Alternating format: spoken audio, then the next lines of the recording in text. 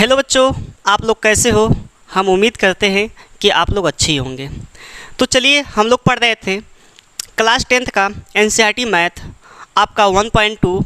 जो लोग नहीं देखे हैं इस वीडियो को तो प्लेलिस्ट में पड़ी हुई है, उसको जाकर देख सकते हैं। अब हम लोग आज पढ़ेंगे 1.3 प्रश्नावली या एक्सरसाइज आप कह सकते हैं 1.3। तो 1.3 को हम लोग इजी तरीके से एकदम अच्छे से इसको कॉन्सेप्ट के साथ अच्छे से हम लोग इसको हल करेंगे, ठीक है। तो 1.3 में पहला क्वेश्चन है कि कड़ी में 5 एक अपरिमेय संख्या है, इसको सिद्ध कीजिए। कड़ी में 5 एक अपरिमेय संख्या है, इसको सिद्ध करना है। तो बात करते हैं पहले परिमेय संख्या और अपरिमेय संख्या होती क्या है। परिमेय संख्या क्या होती है? जिन्हें हम P/Q के फॉर्म में लिख सकते हैं, जहाँ पर Q नॉट इक्वल टू 0 हो, वे क्या कहलाती है? परिमेय संख्या कहलाती हैं। और अपरिमेय संख्या क्या कहलाती है? जिसे हम P/Q के फॉर्म में नहीं लिख सकते, वे क्या कहलाती है? अपरिमेय संख्याएं कहलाती हैं, ठीक है। तो बात समझ में आई परिमेय संख्या और अपरिमेय संख्या की। तो हम अपने पॉइंट पे आते हैं। पहला क्वेश्चन दिया है कि कड़ी में 5 एक अपरिमेय संख्या है, इसको सिद्ध कीजिए। तो चलिए हम लोग सिद्ध करते हैं। तो जो कहा है कड़ी में 5 एक अपरिमेय संख्या, इसको सिद्ध करना है, तो हम लोग सबसे पहले इसका विरोधा मतलब कि गलत मानेंगे कि यह एक अपरिमेय संख्या परिमेय संख्या है। पहले यह अपरिमेय संख्या है ना, आपको पता है कि अपरिमेय क्या होती है? कड़ी में 3, कड़ी में 5, कड़ी में 7, जिसका स्क्वायर रूट नहीं निकाला जा सकता, जिसका क्यूब रूट नहीं निकाला जा सकता, या जिसकी पुनरावृत्ति नहीं होती है, जिस डेसिमल में जिसकी पुनरावृत्ति नहीं होती है, वो सब क्या कहलाती हैं? अपरिमेय संख्या कहलाती हैं। तो कड़ी में 5 भी एक अपरिमेय संख्या है, लेकिन इसको कैसे सिद्ध करें? तो चलिए सिद्ध करते हैं। तो हम मान लेते हैं कि ये क्या है? परिमेय संख्या है। माना कड़ी में 5 एक परिमेय संख्या मानते हैं, परिमेय संख्या है। तो इसको लिख सकते हैं कड़ी में 5 बराबर P/Q के फॉर्म में। बताइए, A/B P/Q किसी के फॉर्म में लिख सकते हैं। अब यहाँ पर लिखेंगे आप, जहाँ P और Q का मस या HCF क्या होना चाहिए? एक होना चाहिए। क्या होना चाहिए? एक होना चाहिए। या आप यूँ कह सकते हैं P और Q आपस में क्या होने चाहिए? सहअभाज्य संख्या होनी चाहिए, ठीक है। और सहअभाज्य संख्या का आप लोग को पता है कि दो ऐसी संख्याएं या युग्म जिनका मस एक हो उसे सहअभाज्य संख्या कहते हैं, ठीक है। तो चलिए इसका हम लोग गुणा करते हैं इसमें। तो 5 या इसको इसमें गुणा करेंगे तो दोनों पक्षों को वर्ग करिए। सबसे पहले दोनों पक्षों को वर्ग करते हैं। दोनों पक्षों का वर्ग करने पर तो यहाँ पे क्या आ जाएगा? कड़ी में 5 का होल स्क्वायर बराबर P² इतना होगा कि नहीं? बताइए। अब यहाँ पे कड़ी में 5 का स्क्वायर क्या होगा? 5 बराबर P² हो गया। अब यहाँ पे इसका गुणा कराइए इसमें, तो 5Q² बराबर P²। आप यूँ कर सकते हैं P² बराबर 5Q², समीकरण नंबर 1। अब नीचे आप लोग लिखेंगे क्या कि 5 Q² को विभाजित करता है। P² को लिखेंगे यहाँ पे, P² को विभाजित करता है, ठीक है। इतना हमने मान लिया, ठीक है। अब देखिए यहाँ पर, देखिए यहाँ पे अब कैसे ये, क्योंकि ये इक्वल का चिन्ह है। इक्वल का चिन्ह क्या कहता है? ये 5 इसमें, तो इसमें भी 5 होगा, इसलिए क्या है? 5 P² को विभाजित करता है।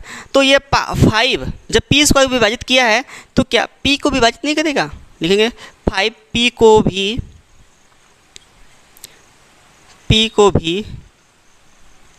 विभाजित करेगा। देखिए अब P² को विभाजित करता है तो P को भी विभाजित ये करेगा निश्चित रूप से। देखिए जैसे यह 9 है, स्क्वायर है ना, ये 9 विभाजित कर रहा है तो ये 3 से डेफिनेटली रूप से विभाज्य होगा, ठीक है।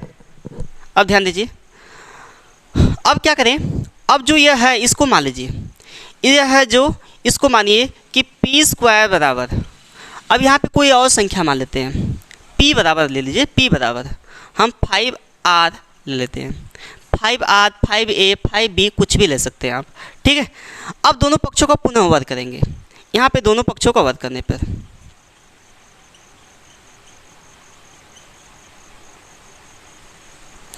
दोनों पक्षों को वर्ग करेंगे तो यहाँ पे पी स्क्वायर बराबर 5r का होल स्क्वायर, ठीक है, 5r का होल स्क्वायर, ठीक। अब ध्यान दीजिए, ये फ्रेम से बाहर जा रहा था, इसको देखने के लिए गए थे कि फ्रेम से बाहर जा रहा है कि नहीं जा रहा है, क्योंकि अभी हम लिखते चले जाएंगे नीचे चला जाएगा, आप लोग को दिखेगा ही नहीं, इसलिए हम देखने चले गए थे कि फ्रेम से बाहर जा रहा है कि नहीं। अब देखिए हम यहाँ से लाइन खींच देते हैं, है ना, समझने के लिए। अब यहाँ पे क्या करेंगे हम लोग, देखिए 5 पी स्क्वायर बराबर यहाँ पे कितना हो गया 5 50 25 आर स्क्वायर।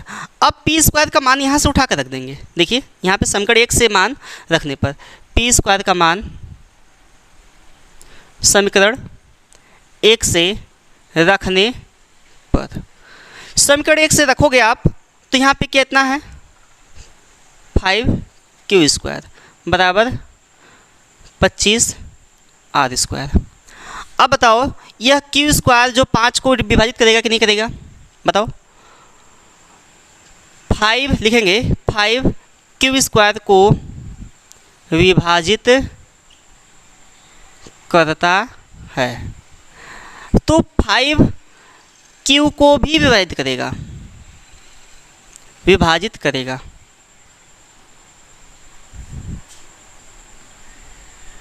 ठीक है। 5 जो है वो किसको विभाजित करेगा, q को भी विभाजित करेगा। अब बताओ, अतः लिखेंगे, अतः p तथा q का HCF कितना आ रहा है 5, और आपने माना क्या है HCF क्या होना चाहिए 1 होना चाहिए, और यहाँ पे HCF क्या आया है 5 आया है, तो आप कह सकते हैं, तो अतः हमारी अतः यहाँ पे लिखोगे, जब 5 आया है तो लिख सकते हो यहाँ पे कड़ी में 5 not equal to p upon q लिखोगे। अतः हमारी अवधारणा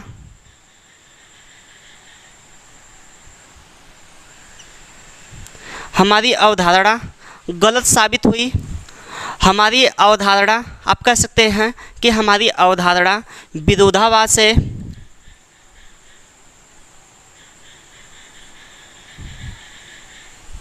इसलिए कड़ी में 5 एक अपरिमेय संख्या है। कड़ी में 5 एक अपरिमेय संख्या है। तो देखिए इसमें कुछ करना नहीं था, आपको जो मान दिया है उसको आप गलत मानेंगे। अगर ये कड़ी में 5 एक अपरिमेय संख्या है तो उसको परिमेय संख्या मानिए। अब परिमेय संख्या मानने के बाद इसका वर्ग करिए। आपको पता होना चाहिए, हमेशा लिखेंगे P और Q का HCF कितना होना चाहिए 1 होना चाहिए। अब दोनों पक्षों को वर्ग करेंगे, तो यहाँ पे 5 आ जाएगा equal to p square upon q square. अब यहाँ पे इसका गुणा करा देंगे, क्रॉस मल्टीप्लाई, तो यहाँ पे 5q स्क्वायर बराबर पी स्क्वायर आ जाएगा। अब पी स्क्वायर बराबर 5q स्क्वायर लिख सकते हो कि नहीं। अब देखो यहाँ पे 5 पी स्क्वायर, जो 5 है वो पी स्क्वायर का विभाजित करिए। आप कह सकते हैं पी स्क्वायर का एक गुणनखंड है। विभाजित करने का मतलब ये क्या है, पी स्क्वायर का एक गुणनखंड है। अब 5 पी को भी एक काटेगा, उसका भी एक गुणनखंड होना चाहिए, ठीक है। तो अब यहाँ पे जो यह था इसको मानोगे फिर पुनः पी स्क्वायर बराबर पी बराबर 5r, दोनों पक्षों को वर्ग किया गया, तो पी स्क्वायर बराबर 25 आर स्क्वायर मिला। तो पी स्क्वायर का मान हम इस समीकरण से उठाकर रख देंगे, तो यहाँ पे मिला 5q स्क्वायर बराबर 25 आर स्क्वायर। तो आप कह सकते हो, देखो यहाँ पे कि जो 5 है q स्क्वायर को विभाजित करेगा, या 5 q का एक गुणनखंड है, ये भी कह सकते हो, या 5 q का भी गुणनखंड है, q स्क्वायर का गुणनखंड होगा तो q का भी होगा। अतः p और q का HCF क्या आया 5 आ गया, लेकिन आना क्या चाहिए था 1 आना चाहिए था। देखिए हमने माना p और q का HCF क्या होना चाहिए 1 होना चाहिए, लेकिन आया क्या 5 आया, इसलिए विरोधाभास है। तो आप लिख सकते हो कड़ी में 5 not equal to p upon q। अतः हमारी अवधारणा विरोधाभास है, इसलिए कड़ी में 5 एक अपरिमेय संख्या है, और यह सिद्ध हो गया। ठीक है बच्चों, तो जल्दी से इसको नोट करिए, उसके बाद हम लोग आगे बढ़ते हैं। जल्दी से नोट करिए, ठीक। तो चलिए अगला क्वेश्चन है आपका, दिया है कि सिद्ध कीजिए कि 3 + 2 कड़ी में 5 एक अपरिमेय संख्या है। 3 + 2 कड़ी में 5। यह एक क्या है, अपरिमेय संख्या सिद्ध करना है। तो हमने आपको बताया क्या कि जो सिद्ध करने के लिए बोला है ठीक उसका विपरीत मानेंगे आप, ठीक उसी का विपरीत। तो हम मान लेते हैं, माना 3 + 2 कड़ी में 5 एक परिमेय संख्या है।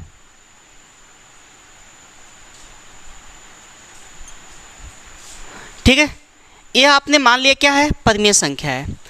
तो यह किसके बराबर होगी, 3 + 2 कड़ी में 5 बराबर P/Q के फॉर्म में होगी ना।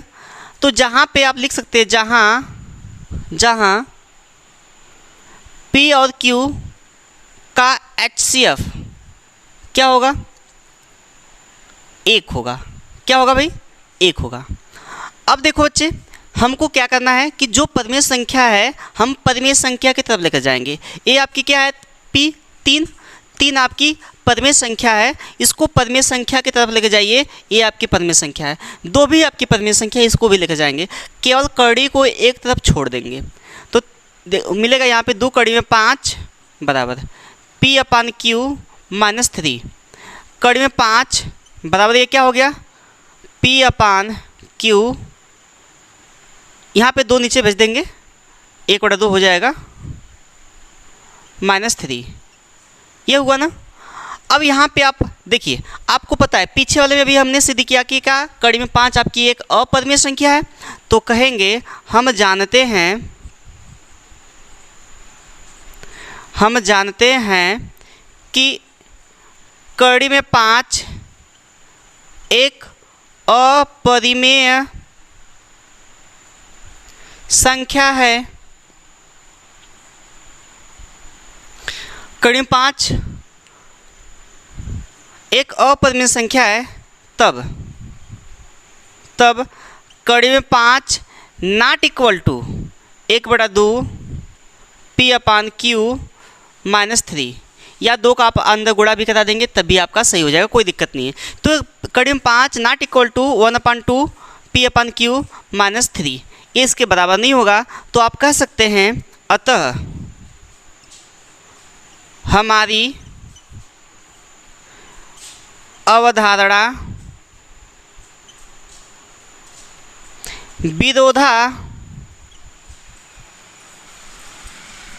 विरोधाभास है।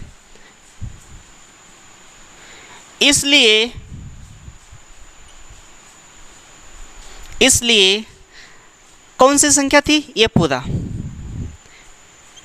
3 + 2 कड़ी में 5 एक अपरिमेय संख्या है। क्या हो जाएगा, 3 + 2 कड़ी में 5 एक अपरिमेय संख्या है। तो क्या यह प्रोसेस समझ में आया। तो ऐसे ही प्रत्येक में हम लोग अब ऐसे ही करेंगे। ठीक है, तो क्या आप लोग को समझ में आया। तो जल्दी से इसको नोट करिए, फिर आगे हम लोग बढ़ते हैं। ठीक है, जल्दी से नोट करिए।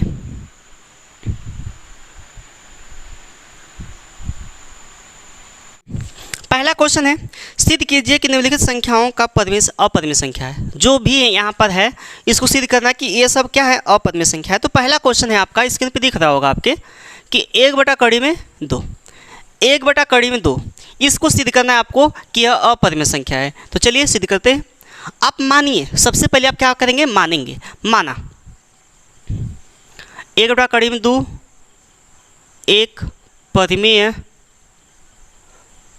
संख्या है। तो ये P/Q के फॉर्म में होनी चाहिए। लिख लीजिए 1/2 बराबर P/Q, लिख लिए आप। अब उसके बाद क्या करेंगे, अब देखिए यह कड़ी में 2 है ना, अब इसको उलट दीजिए। संख्या को पलटने पर, दोनों पक्षों को पलटने पर, दोनों पक्षों को पलटने पर, तो क्या हो जाएगा, कड़ी में 2 ये भी हो जाएगा Q/P। Q/P आपको पता है कि यहाँ पर हमारी जो अवधारणा, ये या तो जो मैंने पहला प्रोसेस बताया उतना लॉन्ग आप करिए, ये आपको पता है कि जिसका स्क्वायर रूट नहीं निकलता है वो क्या है, आपकी अपरिमेय संख्या है। तो यहाँ पे लिखेंगे P और Q का HCF कितना है, 1 होना चाहिए। कितना होना चाहिए, 1 होना चाहिए। अब देखिए, तो हम जानते हैं, लिखेंगे हम जानते हैं कि कड़िमद्दू एक अपरिमेय संख्या है, इसलिए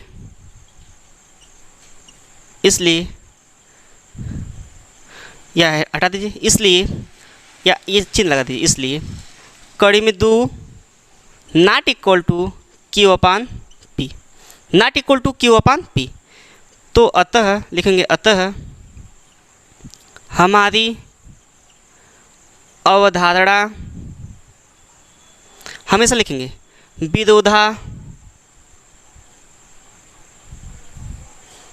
विरोधाभास है, इसलिए 1/2 एक अपरिमेय संख्या है। यह हमेशा आप लिखेंगे कड़ी में 1/2 आपकी एक अपरिमेय संख्या है। यह आप हमेशा लिखेंगे 1/2 एक अपरिमेय संख्या है। यह सिद्ध हुआ ना, जब हमारी अवधारणा जो आप माने रहेंगे वो आपका विरोध करेगा तो क्या होगा, वो अवधारणा आपकी गलत होगी ना। तो जब वो अवधारणा आपकी जो माने है P अपान Q के रूप में वह गलत हो गई तो क्या हो गया, वह एक अपरिमेय संख्या सिद्ध हो जाएगी। ठीक है, तो यह आपने सिद्ध कर दिया कि ये क्या है, 1/2 अपरिमेय संख्या है। ठीक, तो इसको भी जल्दी से नोट करिए।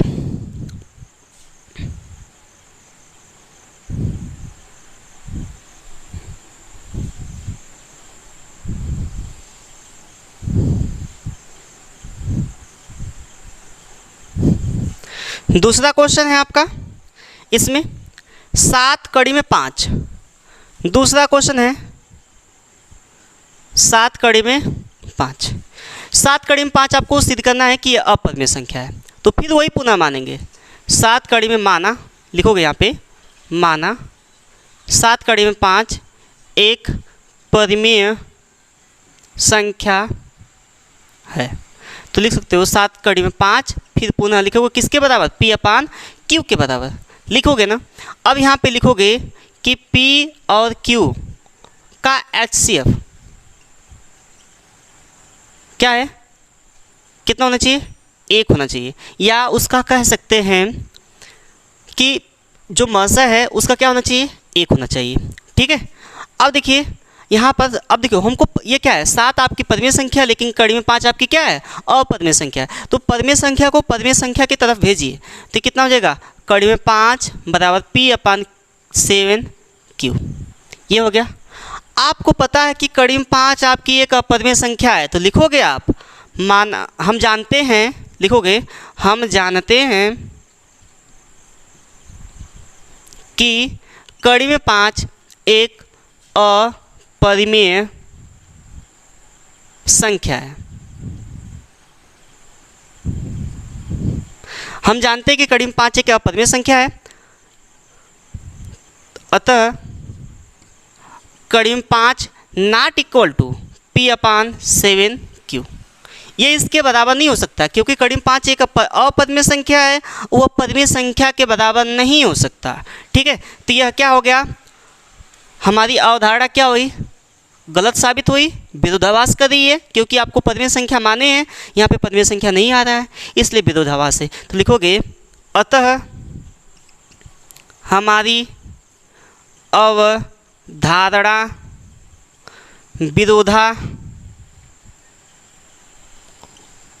विरोधाभास है, या विरोधाभास करती है या गलत साबित हुई, ये भी लिख सकते हो। अवधारणा विरोधाभास है, इसलिए 7 कड़ी में 5 एक अपरिमेय संख्या है। सिद्ध हुआ, 7 कड़ी में 5 एक अपरिमेय संख्या है, इसको भी मैंने सिद्ध कर दिया। कोई दिक्कत परेशानी हो तो बताइए। ठीक है, तो जल्दी से हर एक प्रोसेस अब वैसे ही होगा। अब लास्ट वाला जो है ऐसे हम लोग लिखकर सिद्ध कर देंगे। ठीक है, बहुत ज़्यादा इसमें है नहीं। ठीक, जल्दी से इसको नोट करिए, फिर उसके बाद हम लोग अगले क्वेश्चन में बढ़ते हैं। ठीक है, जल्दी से नोट करिए।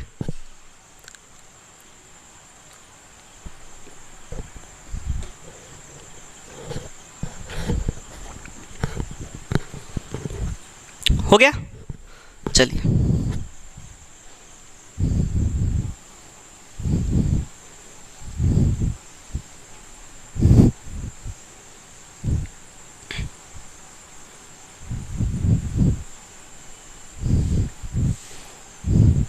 लास्ट क्वेश्चन बचा है 6 प्लस कड़ी में 2, 6 प्लस कड़ी में 2, तीसरा क्वेश्चन है 6 प्लस कड़ी में 2, यह अपद में सिद्ध करना है। तो इसको भी सेम प्रोसेस जैसे था पिछला वाला, वैसे ऐसे भी इसको हम सिद्ध कर देंगे। ठीक है, तो मानोगे 6 प्लस कड़ी में 2 एक परिमेय संख्या है, ये मान लिया आप। अब क्या करना है आपको कि 6 प्लस कड़ी में 2 बराबर P/Q, ये हो गया। अब देखो बच्चे, आपको हमने बताया कि जो कड़ी वाला एक तरफ करना है, ठीक है, यानी जो अपरिमेय संख्या है इसको एक तरफ और परिमेय संख्याओं को एक तरफ, क्योंकि 6 आपकी क्या है, परिमेय संख्या है, तो इसको एक तरफ भेजिए। तो कड़ी में 2 बराबर P/Q -6, ये हो गया। अब क्या करेंगे, आपको पता है कि कड़ी में 2 क्या है, अपरिमेय संख्या, तो लिखोगे, हम जानते हैं कि कड़ी में 2 एक अपरिमेय संख्या है, कड़ी में 2 एक अपरिमेय संख्या है, तब कड़ी में 2 नॉट इक्वल टू P/Q -6, क्या इसके बराबर होगा, नहीं बराबर हो सकता, क्योंकि ये परिमेय संख्या है, ये आपकी अपरिमेय संख्या है, तो कतई नहीं बराबर हो सकता। ठीक है, तो यहाँ पर आप लिख सकते हैं, अतः हमारी अवधारणा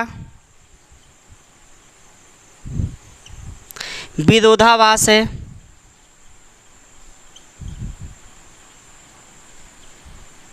इसलिए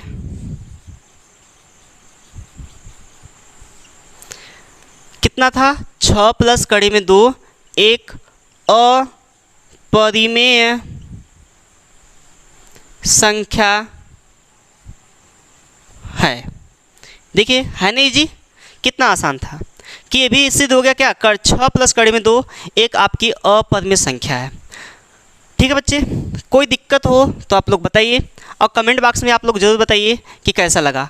ठीक है, तो और इस वीडियो को अधिक से अधिक शेयर करिए, ताकि हर एक जगह ये वीडियो पहुंच सके, और जो लोग अपनी कोचिंग क्लासेस नहीं ले पा रहे हैं पैसे के कारण, वो अपनी कोचिंग ऑनलाइन के माध्यम से कर सकते हैं। ठीक है, तो हम मिलते हैं अगले वीडियो में, तब तक के लिए बाय बाय, धन्यवाद। और यहाँ सब्सक्राइब और लाइक शेयर करना ना भूलें। ठीक है, और हमको आप लोग से कुछ नहीं चाहिए, बस शेयर और सब्सक्राइब कर दीजिए, इतना ही चाहिए। तब तक के लिए बाय बाय, मिलते हैं अगले दिन।